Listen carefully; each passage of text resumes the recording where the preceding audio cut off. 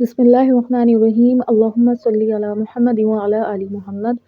السلام علیکم ورحمۃ اللہ۔ تمام تعریف ہیں اللہ رب العالمین کے لیے جو تمام جہانوں کے پروردگار ہیں۔ بعد اللہ رب العزت کی تعریف کے لاکھوں کروڑوں درود و سلام بجانب خاتم النبیین حضرت محمد مصطفیٰ صلی اللہ علیہ وآلہ وسلم پر۔ اللہ رب العالمین کا بہت بڑا کرم ہے کہ انہوں نے ہمیں اپنے محبوب خاتم النبیین حضرت محمد مصطفیٰ صلی اللہ علیہ وآلہ وسلم کا امتی بنایا ہے۔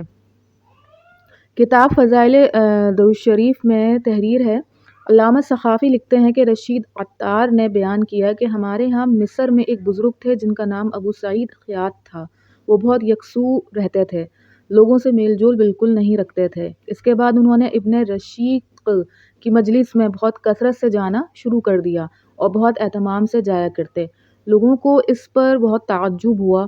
لوگوں نے ان سے دریافت کیا تو انہوں نے بتایا کہ انہوں نے حضور اقدس صلی اللہ علیہ وآلہ وسلم کی خواب میں زیارت کی اور کہا کہ حضور صلی اللہ علیہ وآلہ وسلم نے مجھ سے خواب میں ارشاد فرمایا کہ ان کی مجلس میں جایا کر، اس لیے کہ یہ اپنی مجلس میں مجھ پر کثرت سے درود پڑھتا ہے۔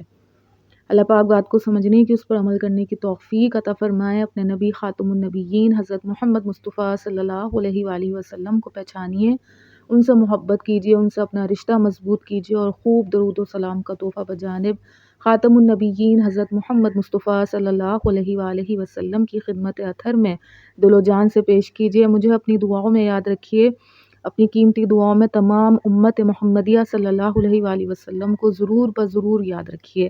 السلام علیکم ورحمۃ اللہ۔